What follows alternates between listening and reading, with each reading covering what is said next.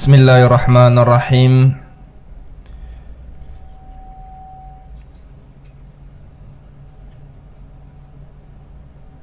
Alhamdulillahi hamdan kathiran tayyiban mubarakan fihi kama yuhibbu rabbuna wa yarda. Ashhadu an la ilaha illallah wahdahu la sharika lah, wa ashhadu anna Muhammadan abduhu wa rasuluh.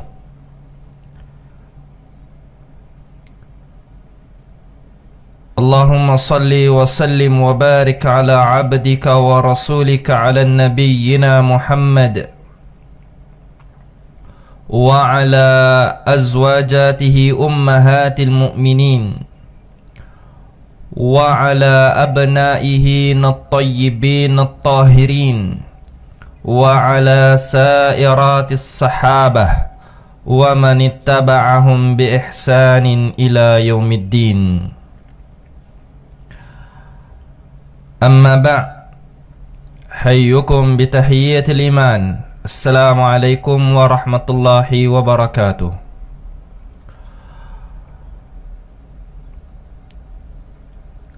Alhamdulillahi ala kulli hal, wa ala ni'matil imani wal islam, wa ala ni'matis sunnah, wa ala ni'mati millati abina Ibrahim hanifa.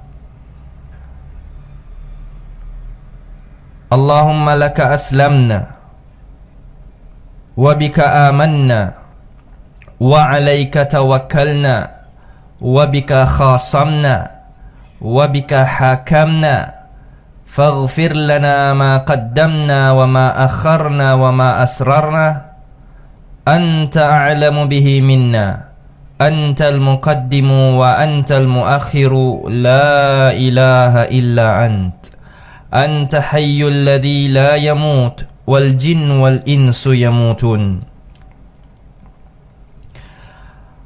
Allahumma rabbal Jibril wa Mikail wa Israfil fatiras samawati wal ard anta alimul ghaibi wasyahadah anta tahkumu baina ibadika fima kanu fihi yakhtalifun. Ihdina lima ikhtulifa fihi minal haqqi bi'idhnih innaka tahdi man tasha'u ila siratil mustaqim. Setelah kita memuji Allah Rabbul Jalali wal Ikram yang menghidupkan kita, yang memberikan kita kenikmatan iman dan Islam dan sunnah ini, salawat serta salam semoga sentiasa dicurahkan ke atas Nabi Muhammad sallallahu alaihi wasallam tasliman katsira. Dan kita sentiasa memuji dan bersyukur kepada Allah Jalla Jalaluh yang sentiasa memberikan kita kenikmatan, kelazatan untuk sentiasa kita menimba ilmu meskipun dalam keadaan yang tidak begitu mengizinkan.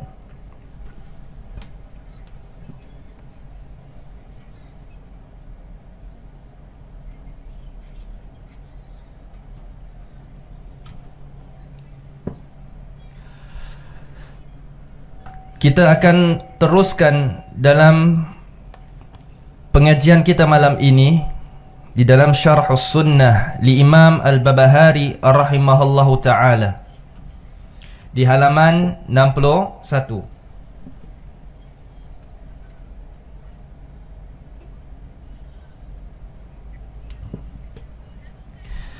Sebelum kita meneruskan pengajian dars kita malam ini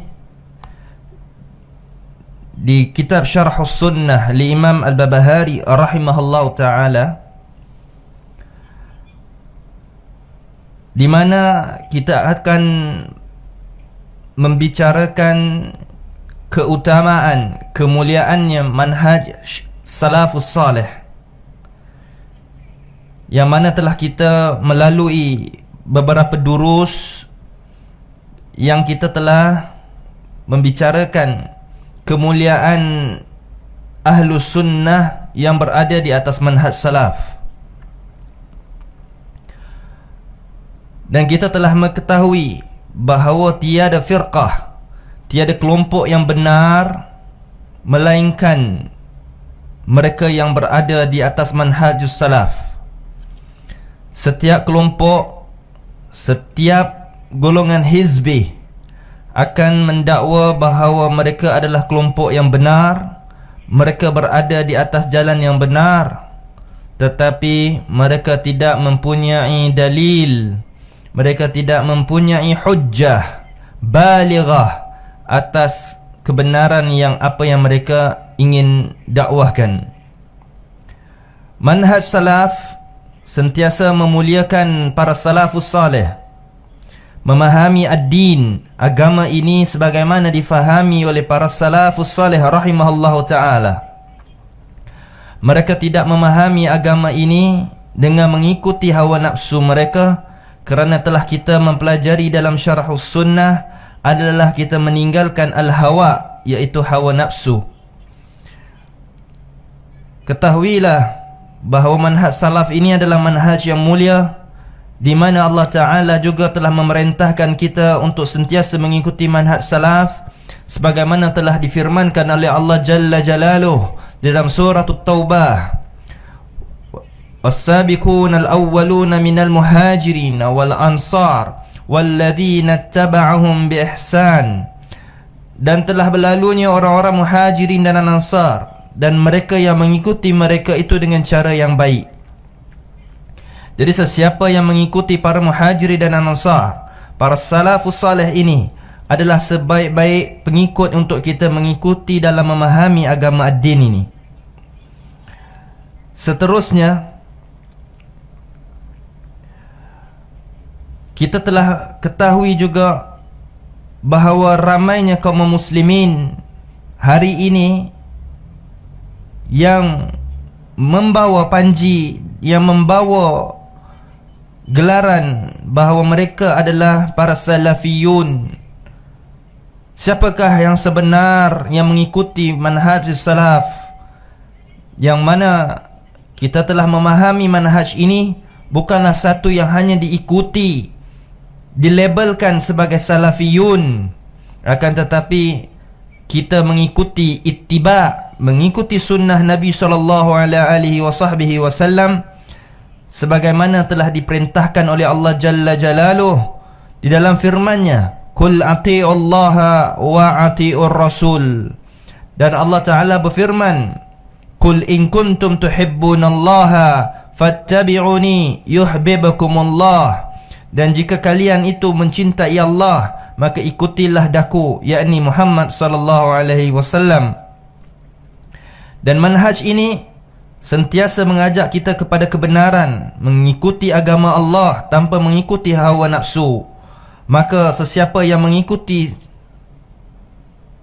sesuatu yang diinginkan mengikuti jiwa dan nafsunya, sungguh telah jelas bahawa mereka inilah kelompok yang mengikuti hawa nafsunya.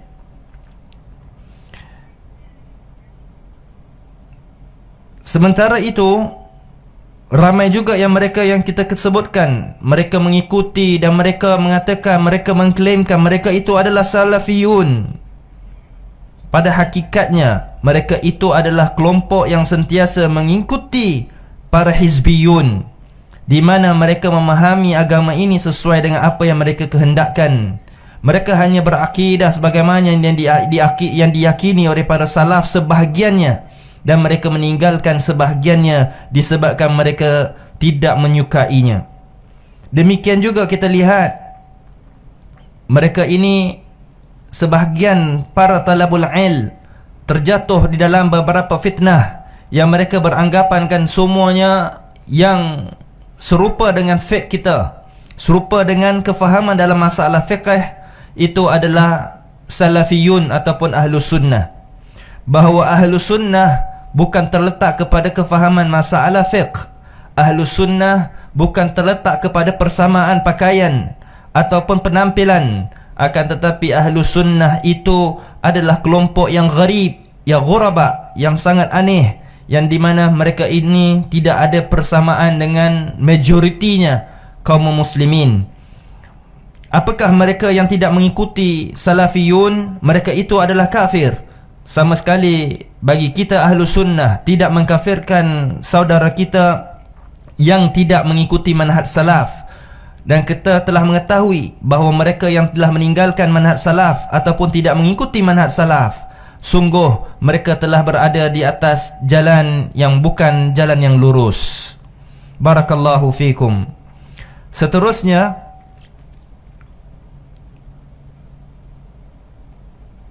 kita akan meneruskan poin yang berikut di dalam kitab Syarah Sunnah oleh Imam Al-Barbahari rahimahullahu ta'ala. Oleh yang demikian, antum boleh melihat dalam kitab yang ada di hadapan kita bersama kita ini, Syarah Sunnah Imam Al-Barbahari rahimahullahu ta'ala. Kitab ini yang ada di hadapan antum di muka surat 61. Di dalam kitab Arab ini yang akan dibacakan poin yang ketujuh. Tayyib. Wa qala al-Imam Al-Barbahari rahimahullahu ta'ala: wahdhar sighar al-muhdathati min al-umur fa inna sighar al-bid' يدعو حتى يصير كبيرا وكذلك كل بدعة أحدثت في هذه أمة كان أولها صغيرا يشبه الحق فاغتر بذلك من دخل فيها ثم لم يستطع الخروج منها فعظمت وصارت دينا يدان به فخلف صراط المستقيم فخرج من الإسلام. Berkata Al-Imam Al-Barbahari rahimahullahu ta'ala, wahdhar, yakni tahdzir, berhati-hati, peringatan, ingatilah, berhati-hatilah terhadap perkara-perkara yang diada-adakan di dalam agama ini. Sighar al-muhdath, iaitu sekecil-kecil perkara yang diada-adakan. Lihat, perhatikan yang paling kecil sekali itu yang diada-adakan dalam urusan agama ini. Kerana sesungguhnya fa inna saghiral bid'ah, kerana sekecil-kecil perbuatan bid'ah itu ya'udu hatta yasira kabira, kerana ia akan membawa kepada menjadinya bid'ah yang lebih besar. Jadi berhati-hati dengan perkara yang diada-adakan sebesar kecil, kerana setiap benda yang buruk dimulakan dengan yang kecil, setiap juga perkara yang baik dimulakan dengan kecil, kerana daripada yang kecil itulah akan menjadi lebih besar.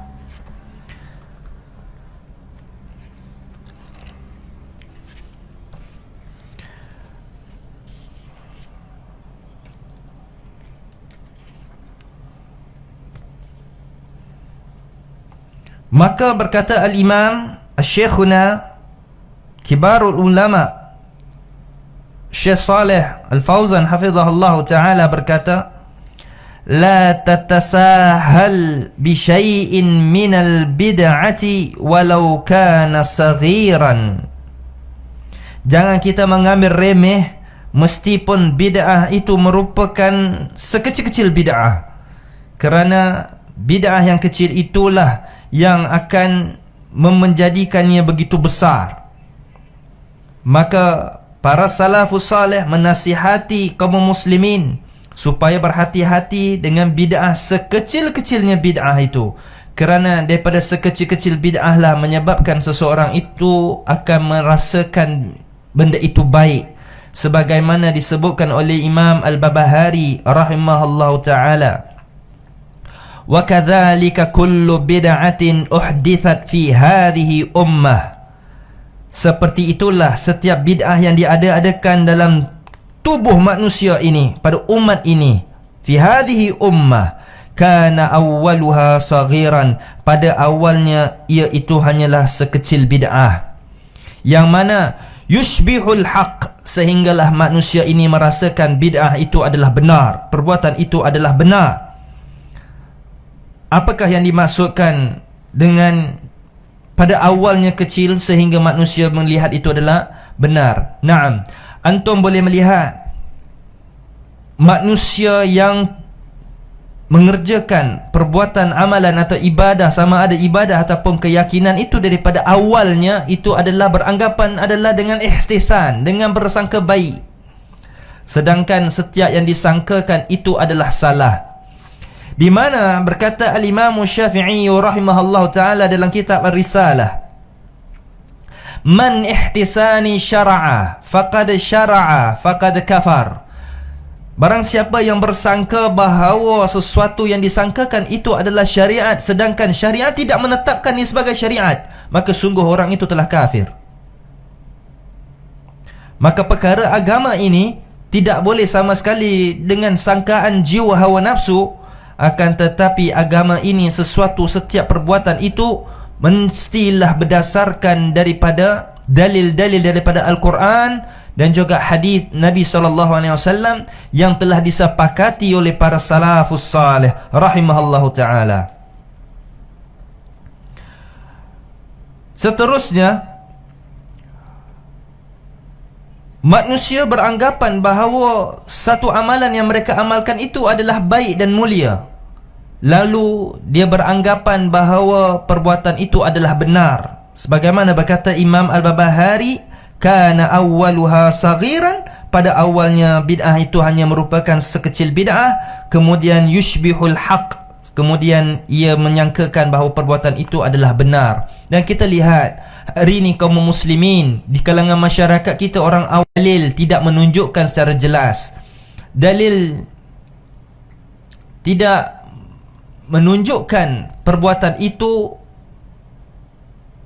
benar, dibolehkan untuk kita beramalkan dengannya. Contoh masalan, dari apa yang kita boleh dapat lihat di dalam amalan-amalan masyarakat kita, yang mana mereka beranggapan bahawa berdoa selepas salat itu adalah baik. Semua manusia akan melihat setiap ibadah itu adalah baik. Tidak ada ibadah yang dianggap oleh manusia gitu baik. Kalaulah kita bersangkakan bahawa agama ini semua berasaskan dengan sangkaan, maka manusia akan mengerjakan solat zuhur itu menjadi 8 rakaat. Kita akan beramal dengan berlebih-lebihan kerana kita beranggapan itu adalah baik.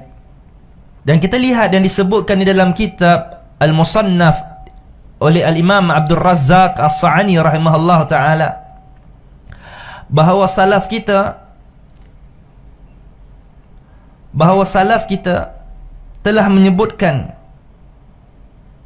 bahawa seseorang yang solat subuhnya qabla subuh itu, qabla al-fajarnya, dia mengerjakan 4 rakaat, sedangkan syariat itu memerintahkan untuk mengerjakan hanya 2 rakaat. Kerana sangkaannya 4 rakaat itu baik, lalu dia mengerjakan 2 lagi rakaat tambahan sebelum solat subuh, yakni solat fajar. Lalu apa dikatakan oleh para sahabat kepada dia? Sungguh Allah akan mengazab engkau. Lalu dia berkata, apakah Allah akan mengazabkan kerana aku ini solat? Maka dia berkatakan, tidak. Engkau tidak diazabkan kerana salatmu, tetapi engkau diazabkan oleh Allah Azza wa Jalla disebabkan kerana engkau menyelisihi sunnah Nabi SAW. Kerana sebab itulah kita lihat, kembali kepada kepahaman para salaf, itu masalah kita no issue, akan jadi selesai. Tak ada masalah apabila kita melihat agama ini sebagaimana difahami oleh para salafus salih. Para salafus salih memahami agama dengan secara mudahnya, sebagaimana Nabi SAW mendidik para sahabatnya dalam madrasahnya.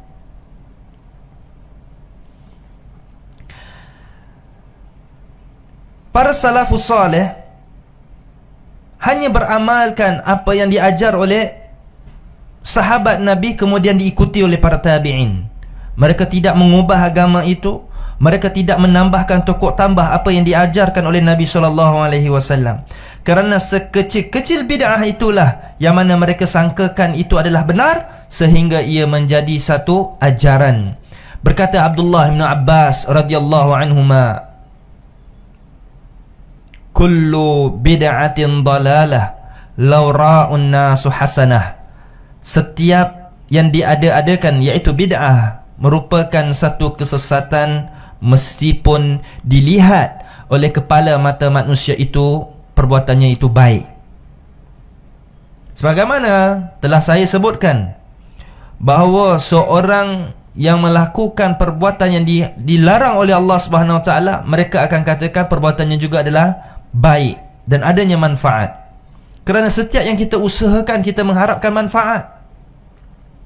Mereka berlebih-lebihan dalam ibadah. Mereka beranggapan bahawa perbuatan itu mereka ingin meraihkan manfaat dan pahala.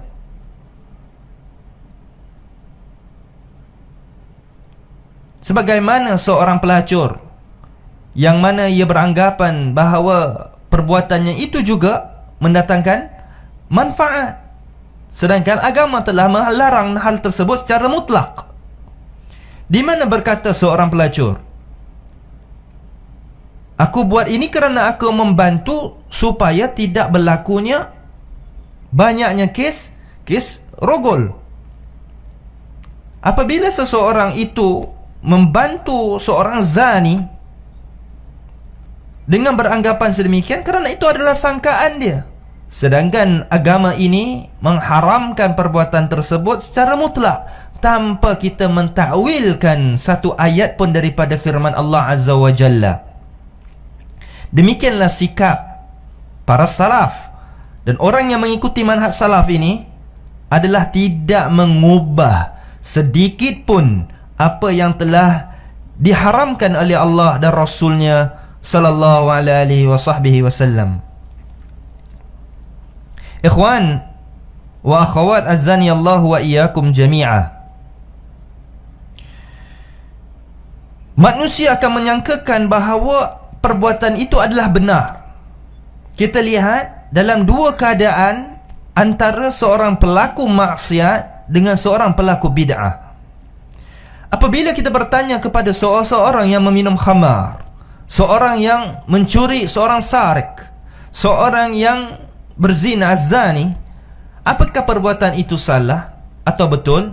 Mereka akan admit, mereka akan mengaku bahawa perbuatan itu adalah salah sama sekali di sisi undang-undang dan agama. Apabila kita tanya kepada lebay, apakah perbuatan ini dianggapkan baik ataupun sunnah ataupun dibolehkan, lalu dia katakan, ya, ini dibolehkan kerana dia baik, ini termasuk bid'ah hasanah. Ketahuilah wahai kaum muslimin rahimahallahu ta'ala, pelaku bid'ah sama sekali tidak pernah akan mengakui bahawa perbuatannya itu adalah salah, kerana mereka sentiasa yushbihul haq, mereka sangkakan perbuatan itu adalah benar. Sebagaimana Sufyan Al-Thawri rahimahullah ta'ala berkata, inna sahibal ma'siyah, inna sahibal bid'ah yuhibbu, inna syaitan yuhibbu sahibah. Sesungguhnya syaitan itu sangat menyukai sahibal bid'ah min sahibil ma'siyah. Sesungguhnya syaitan itu lebih menyukai pelaku bid'ah berbanding seseorang yang melakukan kemaksiatan. Apabila orang bertanya kenapa dan bagaimana, maka Al-Imam Sufyan Al-Thawri rahimahullah ta'ala berkata, fa inna sahibal ma'siyah, kerana sesungguhnya pelaku dosa maksiat, yuhibbut tawwab, dia akan bertawab, dia ada keinginan untuk bertaubat daripada min ma'siyatihi, daripada kemaksiatannya. Amma sahibal bid'ah, sedangkan pelaku dosa bid'ah, mereka tidak sama sekali berkeinginan untuk bertaubat kepada kebid'atannya, kerana dia bersangkakan bahawa bid'ah itu adalah benar, kecuali dengan keizinan Allah Azza wa Jalla dilimpahkan kepada mereka al-hidayah, maka mereka akan bertaubat. Maka itulah kita akan lihat orang yang buat bid'ah ini, sama sekali dibacakan mereka 1000 dalil sekalipun, mereka ini begitu payah berbandingnya dengan orang yang melakukan kemaksiatan untuk berkembali kepada jalan Allah Jalla Jalaluh. Maka kerana mereka bersangkakan perbuatan itu adalah benar di sisi mereka, maka Allah Azza wa Jalla telah berfirman, iyattabi'una adh-dhann, jauh daripada bersangka-sangka. Kerana dalam agama ini bukan agama yang disangka-sangkakan. Agama ini tidak boleh disangka-sangkakan. Inna dhann, kerana sangkaan itu la yahrusu minal haq, sama sekali tidak mengajak kepada kebenaran sama sekali. Walillahil hamd. Kemudian berkata al-Imam Barbahari rahimahullah ta'ala, faghtara bidzalika man dakhala fiha. Oleh yang demikian, semakin lama lagi siapa yang terjebak ke dalam bid'ah tersebut, dakhala fiha thumma lam yastati', kemudian mereka ini sama sekali tidak dapat keluar daripada khuruj minha, mereka tidak dapat keluar daripada kebid'atan tersebut. Mereka tidak mampu untuk keluar. Kenapa mereka tidak mampu untuk keluar daripada kesesatan tersebut? Kerana fa'azumat wasarat dinan, kerana sehingga menjadi besarlah bid'ah mereka itu, yang mereka lakukan itu, yuda'nu bihi fakhallafa siratal mustaqim, dan menjadikan dia sebagai satu agama yang mana beragama dengannya, demikianlah mereka pun menyelisihi fakhallafa siratal mustaqim. Apakah yang dimaksudkan dengan mereka yang khallafa siratal mustaqim? Siapakah mereka yang menyelisihi as-siratal mustaqim? Sebagaimana telah kita bacakan dalil di mana Allah Ta'ala berfirman dalam surah Al-An'am, wa anna hadha sirati mustaqiman fattabi'uhu wa la tattabi'u subula tafarraqa an sabilihi dzalikum wasaqum bihi la'allakum tattaqun. Lalu Nabi SAW pada satu hari, dalam dua riwayat, di mana salla bina Rasulullah SAW dzata yaum, pada satu hari kami selesai solat bersama Nabi SAW, lalu Nabi membuat satu garisan yang panjang di padang pasir, wa khattan mustaqiman, Nabi membuat satu jalan yang lurus di padang pasir itu. Kemudian watalla qauli ta'ala wa anna hadha sirati mustaqiman, ini adalah jalan Allah yang lurus. Apakah yang dimaksudkan oleh Nabi SAW dengan jalan yang lurus ini? Sahabat juga tidak memahaminya, kerana ayat Al-Quran ini tidak didapat difahami kecuali apa yang dijelaskan oleh Nabi SAW. Setiap ayat yang diturunkan oleh Allah Jalla Jalaluh ke atas Nabi SAW dan disebarkan kepada sahabat, kecuali dengan diberikan tafsirannya. Semua ayat telah dijelaskan oleh Nabi SAW dan para sahabat. Jadi there's no issue seseorang mengatakan bahawa dalil ayat ini tidak jelas, ayat ini tidak jelas. Semua telah dijelaskan oleh Allah kepada Rasulnya, dan Rasul telah menjelaskan kepada sahabat ridwanullahi alaihim ajma'in. Naam. Apa yang contohnya dalil sebelum kita sambung firman Allah dalam surah Al-An'am, bahawa Allah Ta'ala berfirman juga dalam surah Al-Qiyamah, la tuharrik bihi lisanaka lita'jala bih inna alaina jam'ahu wa qur'anah thumma, kemudian kami memberikannya bayanah, kamilah memberikannya tafsiran. Allah mengajar kepada Nabi SAW melalui Jibril untuk membacakan ayat Al-Quran, diikuti secara talaki, kemudian difahamkan dengan bayanah, penjelasan tafsirannya. Maka para sahabat ini juga tidak boleh memahami ayat Al-Quran ini kecuali apa yang telah ditafsirkan oleh yang ditafsirkan oleh Nabi SAW itu sendiri. Jadi dalam surah Al-An'am, dalam siratal mustaqim ini, manusia hari ini tidak memahami apakah yang dimaksudkan dengan ihdinas siratal mustaqim. Manusia tidak memahami apa yang dimaksudkan oleh Allah Azza wa Jalla dengan as-siratal mustaqim. Kemudian Nabi SAW membuat khattan mustaqiman, jalan yang lurus. Kemudian Nabi SAW membaca firman Allah dalam surah Al-An'am tadi. Kemudian Nabi juga bersabda, "Hada sabilullah." Ini jalan Allah. Thumma khattan khututan kathiran an yaminihi wa shimalih. Kemudian Nabi membuat garisan yang begitu banyak di kiri dan kanannya. Thumma qala Nabi sallallahu alaihi wasallam, "Hadhihi subulun mutafarriqah illa syaitan yad'ulah." Inilah jalan yang bercerai-berai yang ada di kiri dan kanan ini, kecuali syaitan yang membawanya. Jadi apa kata Imam Al-Barbahari rahimahullah ta'ala dalam muka surat 61, fa khalafa siratal mustaqim, iaitu mereka telah menyelisihi jalan yang lurus ini. Jadi jalan Islam itu adalah jalan siratal mustaqim, sebagaimana as-sunnah itu adalah jalan siratal mustaqim, jalan yang selamat, jalan yang lurus, tidak ada bengkak-bengkoknya, jalan yang mengikuti apa yang diajarkan oleh Nabi SAW dan para sahabatnya, tidak mengubah agama ini sebesar zarrah sekalipun.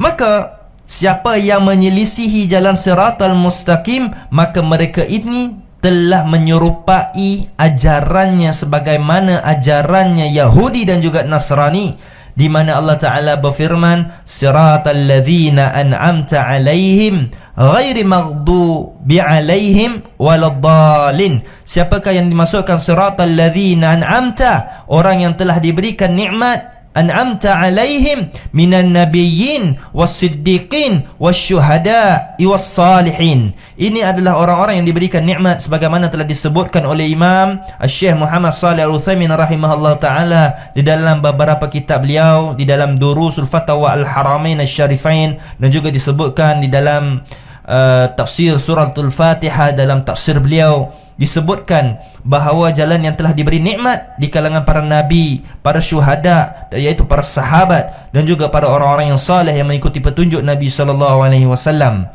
Adapun ghairi maghdu, golongan orang yang dimurkai oleh Allah Subhanahu wa taala, datang kemarahan Allah Subhanahu wa taala, adalah di kalangan orang-orang Yahudi. Kemudian waladdallin, bukan orang-orang yang sesat, yaitu orang-orang Nasara. Kedua kelompok ini dilaknat oleh Allah Subhanahu wa taala, sebagaimana telah kita bicarakan pada semalam hari, tentang dua kelompok yang dilaknat oleh Allah Jalla Jalaluh disebabkan kebid'atan mereka dalam agama, sehingga mereka melakukan pendustaan terhadap Allah Subhanahu wa taala, demikian ke atas syariat Musa dan juga Isa. Ikhwan wa akhwat azani Allah wa iyyakum. Dan kita dapat lihat bahawa siratal mustaqim adalah jalan yang lurus. Setiap hari dalam setiap salat kita membaca siratal mustaqim, ayat tersebut, sehingga betapa ramainya manusia tidak memahami siratal mustaqim apakah yang dimaksudkan dengan jalan yang lurus, sehingga sebahagiannya itu mentafsirkan adalah titian as-sirat. Itu titian itu adalah as-sirat, bukan siratal mustaqim. Siratal mustaqim harus dicari ketika kita hidup jalan yang lurus. Di manakah jalan yang lurus itu? Mengikuti apa yang difahami oleh Nabi dan para sahabat. Itu adalah jalan yang lurus. Orang yang lurus ini mengikuti apa yang ditetapkan oleh Allah dan Rasulnya. Maka sesiapa yang menyelisihi jalan sunnah, yang menyelisihi jalan agama yang lurus ini, maka orang itu telah binasa daripada agama dan juga ajaran as-sunnah. Sebagaimana berkata Al-Imam Malik bin Anas rahimahullahu ta'ala, para salaf kita menyebutkan di dalam beberapa riwayat yang lain bahawa mereka berkatakan, as-sunnatu safinatu Nuh. Sunnah itu adalah bahtera Nuh. Man rakibaha najah, man takhallafa anha halak. Wa fi riwayatin, wa man takhallafa anha gharaq. Barang siapa yang menyelisihinya, dia binasa dan hancur.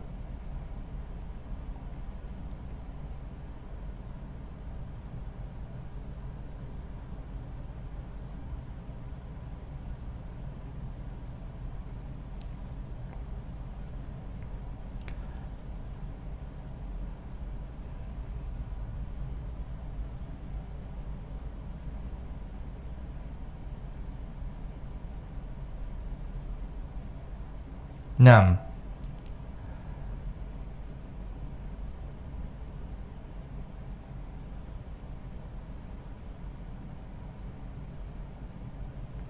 Sebentar.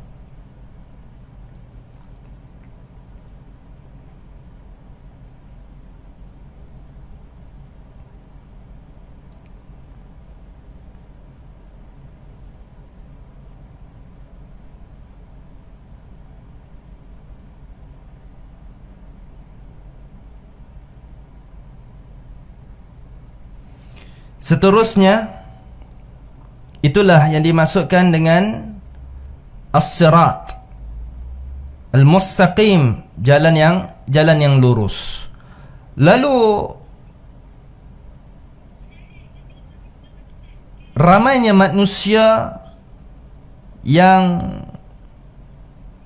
menyangkakan bahawa apa yang diamalkan dalam kehidupan iaitu sebagai salah satu syariat daripada agama, yang mereka bersangkakan dengan sangkaan semata-mata, maka fakharaja minal Islam, maka ia pun menyelisih jalanan lurus dan mereka keluar daripada Islam. Di sini kita ada 2 poin. Orang yang disebutkan oleh Imam Al-Barbahari fakharaja minal Islam bukan disebabkan dengan amalan bid'ah.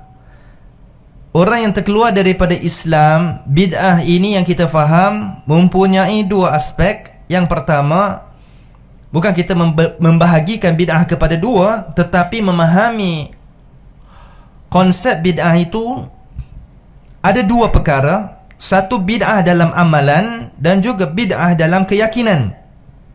Di mana dalam dars semalam hari telah kita membicarakan 2 bid'ah, iaitu keyakinan dan perbuatan.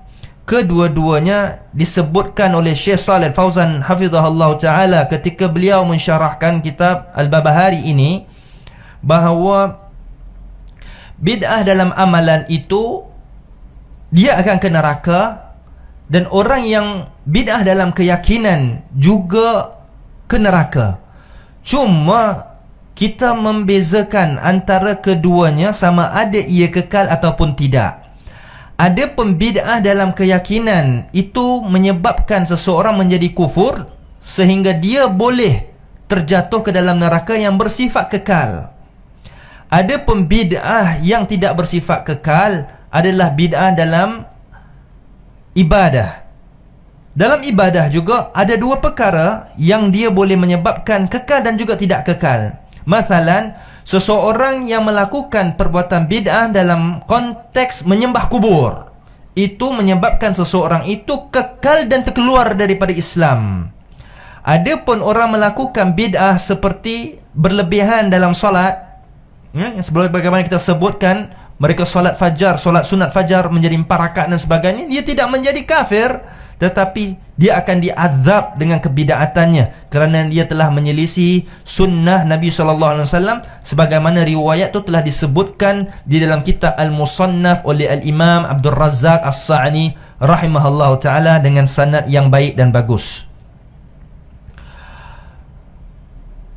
Lalu bid'ah dalam keyakinan, inilah yang menjadi faktor seseorang itu fakharaja minal Islam, dia boleh terkeluar daripada Islam.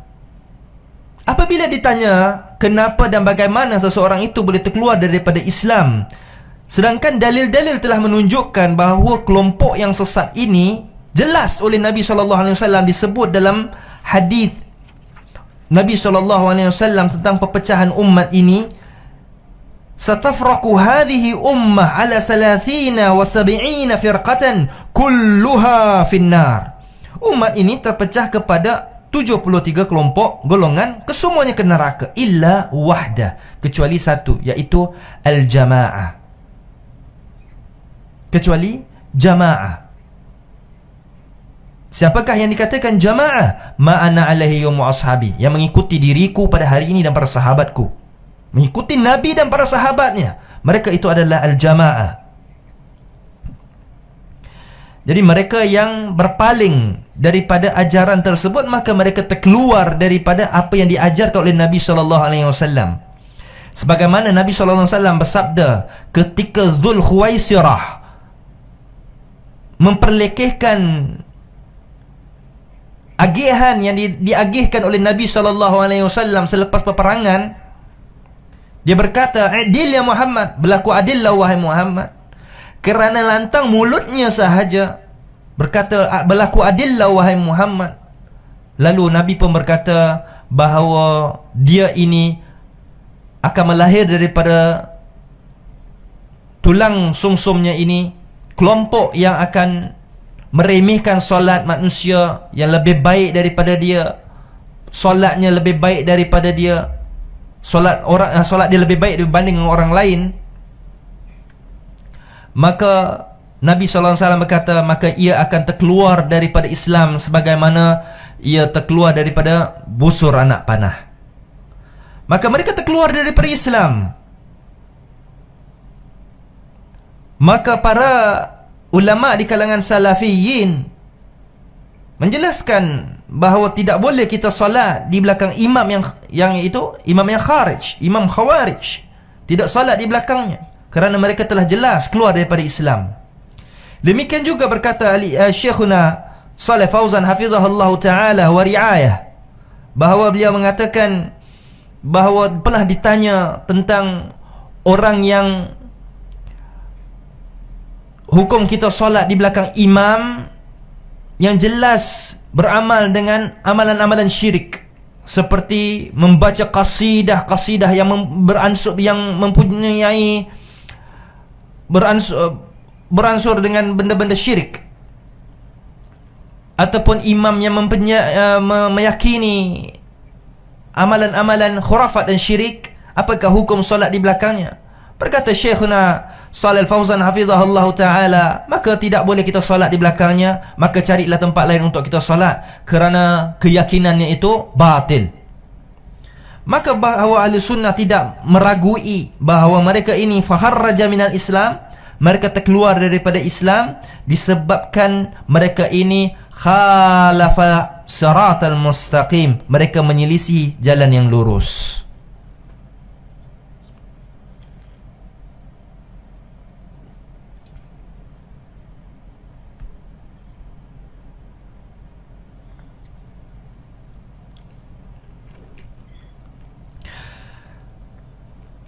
Maka apa yang disampaikan insya-Allah pada malam ini pada poin yang ketujuh di dalam syarah sunnah ini begitu manfaat sehingga kita memahami betapa begitunya detail para salaf kita memberikan kita tabayyun, penjelasan bahawa sekecil-kecil bid'ah itu harus kita menjauhi dan kita berhati-hati dengannya, kerana bid'ah yang kecil itu akan menampakkan dia begitu serius sehingga dia menyangkakan bahawa amalan itu adalah perkara yang benar dan baik.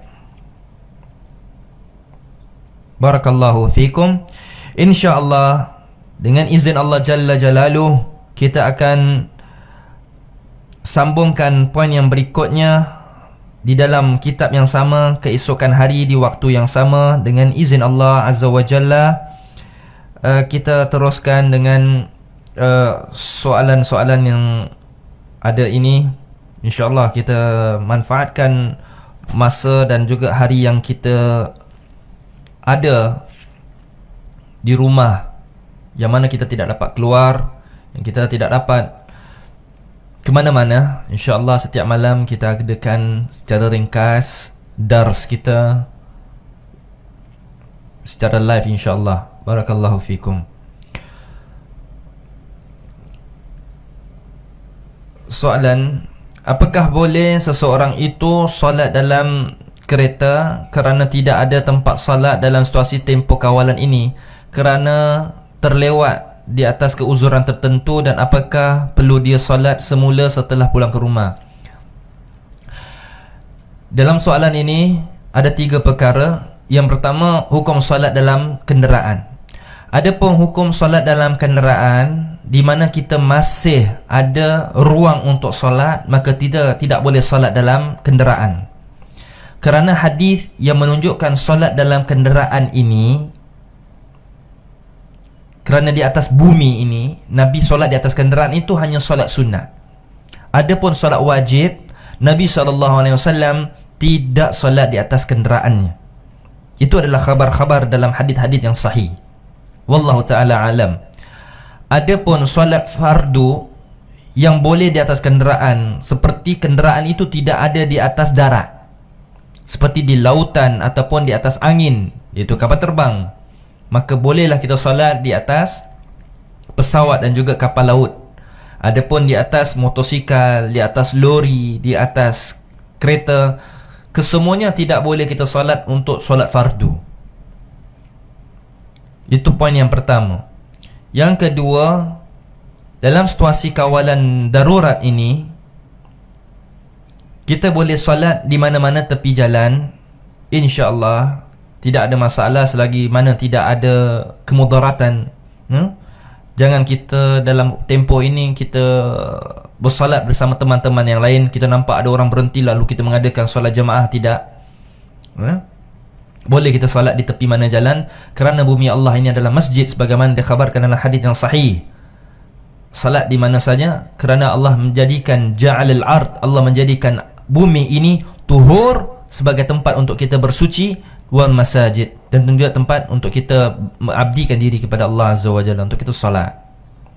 Tempat yang dilarang untuk kita solat hanya dua tempat, iaitu di dalam jamban dan juga dalam kuburan. Poin yang ketiga, apakah perlu kita solat di rumah semula?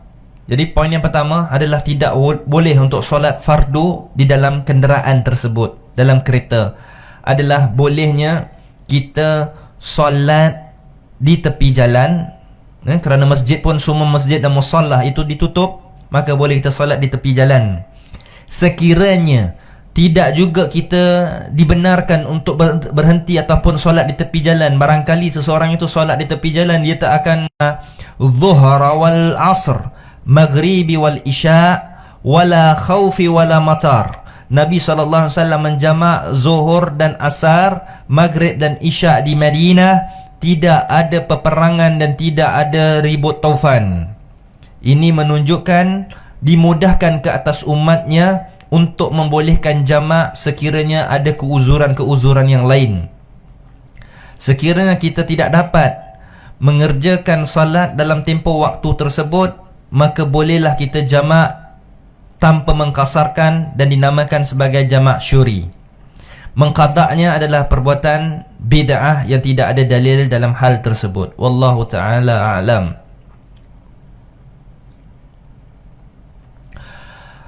Hukum melanggan member kad pasar raya tertentu dengan pembayaran tertentu itu termasuk gharar yang tidak dibolehkan, kerana membership ini kalau free of charge, FOC, dia tidak menjadi masalah. Apabila kita membayarnya dengan jumlah tertentu, kemudian dikenakan syarat tertentu dan sebagainya, itu ada berunsur penipuan dan juga gharar, maka hukumnya tidak dibolehkan. Wallahu ta'ala alam.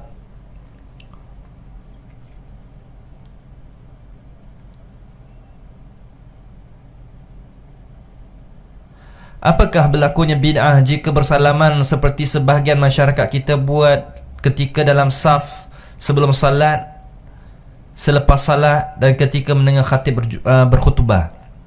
Salam ini tidak menjadi bid'ah, tetapi apabila mereka menetapkan salam itu sunnah, apabila mereka menetapkan salam sebelum salat, selepas salat, ini tidak ada qudwah ataupun petunjuk daripada Nabi SAW dan para sahabat itu bersalaman sebelum solat dan selepas solat.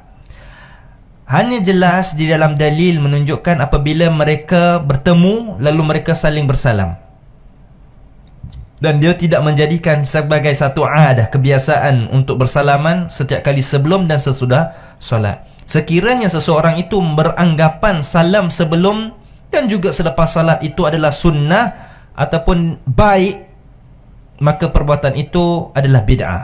Wallahu ta'ala alam. Adapun ketika khatib sedang berkhutbah, tidak mengadakan apa-apa salaman ataupun pembicaraan apa-apa, perbualan,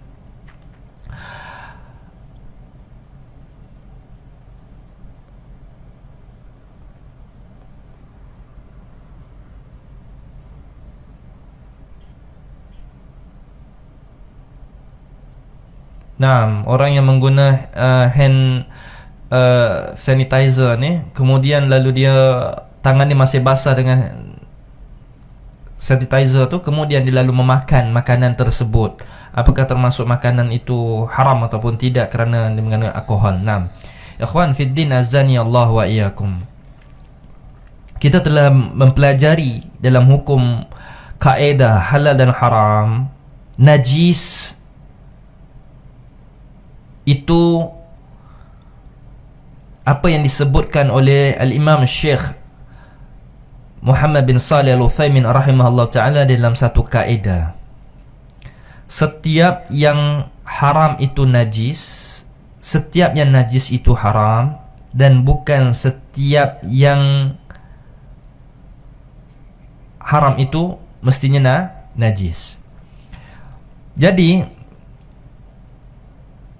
hukum alkohol ini ada dua perkara yang mana kita harus faham. Berulang kali kita telah menyebutkan dalam masalah tersebut ketika kita menjelaskan kitab Al-Bulughah oleh Ibn Laqin rahimahullah ta'ala. Alkohol ada dua, iaitu alkohol daripada medical dan juga alkohol yang disebutkan kepada al-khamar, ya. Sedangkan khamar itu hukumnya tidak najis. Hukum asal arak alkohol itu adalah suci, tidak najis. Tidak ada seorang pun yang mengatakan bahawa arak itu adalah najis. Arak itu menjadi najis sebagaimana Allah Ta'ala berfirman dalam surah Al-Ma'idah, innama khamru wal maisiru wal ansabu wal azlamu rijsun min amali syaitan. Rijsun min amali syaitan. Rijs dan juga najis, dua perkara yang tidak sama. Khamar ini apabila diminum, dikonsum, baru dia menjadi haram, najis. Kerana setiap yang haram itu pasti najis. Tapi apabila belum terjadinya makan, dia belum tentu menjadi najis.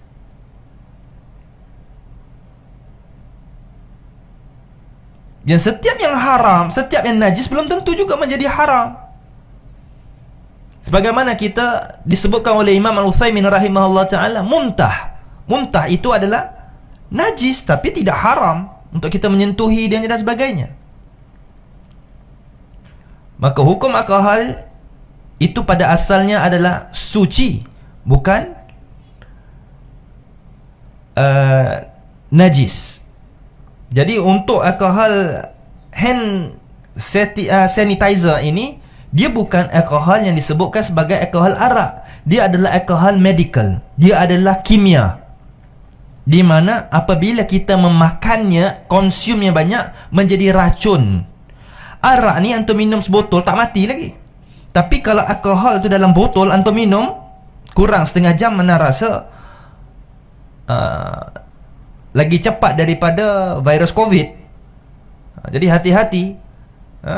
Jadi kerana berlebih-lebihan dengan hand sanitizer ni, dia tidak menjadi apa masalah untuk kita termakan dengan sisa tangan yang itu. Cuma alhamdulillah wa ala kulli hal, baiknya adalah basuh tangan. Sedangkan sunnah ini mengajar kita sebelum kita makan adalah membasuh tangan kita.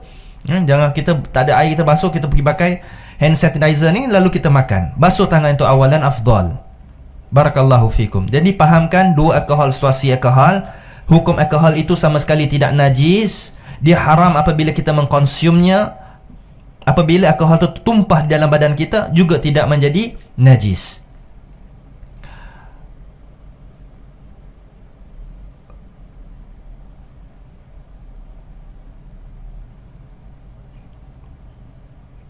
Ini soalan. Seseorang yang memimpi Nabi SAW mengajar dia zikir untuk diamalkan dengan fadilat tertentu, seperti untuk melawan wabak dan sebagainya, apakah amalan tersebut? Nah, ini golongan-golongan sufi al-majnun, orang-orang sufi yang lebih gila ini saja yang mengatakan mereka mimpi Nabi SAW, lalu Nabi pun berbicara dengan dia dan itu menjadi hadis. Ingat, sesuatu yang menjadi agama, sesuatu yang menjadi hadis apa yang disebutkan oleh Nabi SAW semasa hayatnya. Adapun dalam mimpi ni, para salaf kita telah sebutkan bahawa apa yang datang daripada mimpi itu, mimpi Nabi itu benar, tetapi apa yang dibicarakan dalam mimpi tersebut itu bukan menjadi agama. Dia bukan menjadi agama. Kecuali orang-orang sufi ini, apabila dia bermimpi dengan Nabi SAW dan berkata sekian amalan-amalan sekian, lalu dia berkata kita beramal dengannya, telah Nabi ijazahkan amalan tersebut.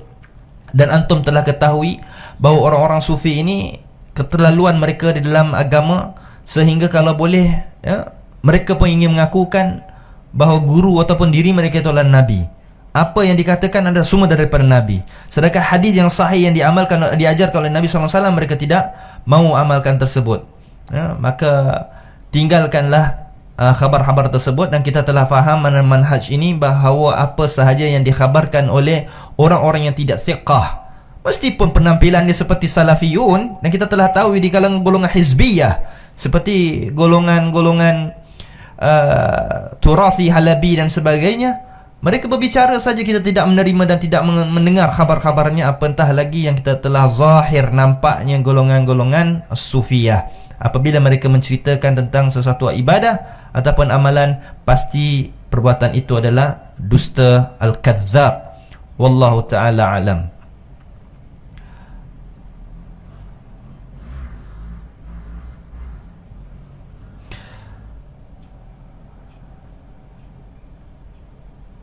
Bolehkah kita bayar zakat sebelum cukup haul? Para ulama menyebutkan oleh Syekh Utsaimin rahimahullah ta'ala, boleh, tapi bukan pada setengah haul. Cukup setengah 6 bulan kita dah bayar, tidak. Afdal itu hampir mungkin dalam seminggu ataupun 2 minggu sebelum haul kita telah mentakdimkan, mengawalkan zakat tersebut sebelum genap hari pada tarikh yang kita nak bayar zakat tersebut.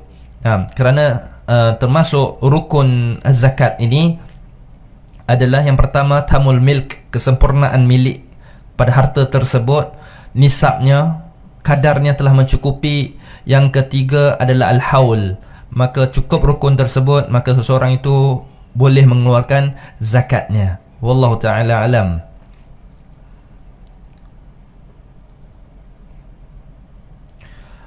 Persoalan, apakah penjelasan makna tahrif, ta'til, ta'yif, tamthil dan tashbih? Nah, ini semua pembicaraannya sangat panjang, ikhwan. Tahrif, ta'til, ta'yif, tamthil dan juga tashbih. InsyaAllah esok malam kita akan menjawab soalan sahabat kita ini tentang tahrif, ta'til, ta'yif, tamthil dan juga tashbih. Ini semua perkara yang disebutkan di dalam masalah akidah asma' wa sifat. Apabila kita mempelajari akidah asma' wa sifat, kita akan mempelajari poin-poin ini sebagaimana disebutkan oleh Ibn Taymiyah rahimahullah ta'ala dalam akidah al-wasitiyah yang disyarahkan oleh Syekh Muhammad Saleh Utsaimin rahimahullah ta'ala. Sangat jelas dalam kitab tersebut. InsyaAllah kita akan ambil manfaat dalam soalan tersebut. Barakallahu fikum. Jadi sampai sini saja insyaAllah kita bertemu soalan ni, yang masalah akidah ni. Kita akan tangguh tawakuf esok kerana kesempitan masa. Soalan antum satu soalan insyaAllah begitu panjang nanti dijawab. Alhamdulillah, semoga apa yang kita pelajari hari ini menjadi manfaat dan menjadikan ia sebagai satu penambahan iman kita pada hari ini, di mana kita ditimpa musibah yang begitu dahsyat di zaman kita ini, yang mana kita tak dapat keluar daripada rumah, tidak dapat mengerjakan solat jamaah, solat jumaah, dan kita tak dapat bertemu antara satu sama lain. Dan ini adalah musibah, azabun syadid, satu azab yang dahsyat pada hari ini kita ditimpakan oleh Allah Azza wa Jalla. Maka bersabarlah wahai sahabat, wahai kaum muslimin. Lan yusibana illa ma kataballahu lana huwa maulana. Apa yang ditentukan ini adalah ketentuan Allah, dan apa yang kita ditimpakan ini adalah semata-mata ketentuan Allah, qadarullah. Jadi huwa maulana, dialah tempat kita meminta segala pertolongan, kita meminta kepada Allah Jalla Jalaluh. Wa 'alallahi falyatawakkalul mu'minun. Dan kita bertawakal kepada Allah, wahai orang-orang yang beriman. Jadi tingkatkanlah iman kita, teruskan hidup kita ini dengan keimanan, kelazatan iman dan sunnah. Semoga dars yang ada malam-malam hari ini insya-Allah bermanfaat bagi kita semua. Barakallahu fikum. Sentiasa teruskan membaca Al-Quran, sentiasa berzikir kepada Allah Azza wa Jalla, berdoa kepada Allah Subhanahu wa Ta'ala. Kita sentiasa memohon kepada Allah Subhanahu wa Ta'ala semoga Allah melenyapkan penyakit-penyakit wabak ini, kerana setiap yang terjadi itu dengan seizin Allah. Allah lah yang mengizinkan penyakit tersebut dan Allah lah yang menyembuhkannya. Semoga jangan kita berputus harapan. Wala tai'asu mir rahmatillah. Jangan sekali-kali kalian terputus dengan rahmat Allah.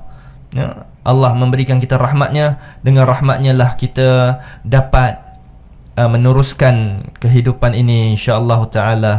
Barakallahu fikum. Aqulu qawli hadha wa astaghfirullahal azim li wa lakum. Subhanakallahumma wa bihamdika asyhadu an la ilaha illa anta astaghfiruka wa atubu ilaih. Wa sallallahu ala nabiyyina Muhammad wa ala alihi wa ashabihi ajma'in. Walhamdulillahi rabbil alamin. Wassalamu alaikum warahmatullahi wabarakatuh.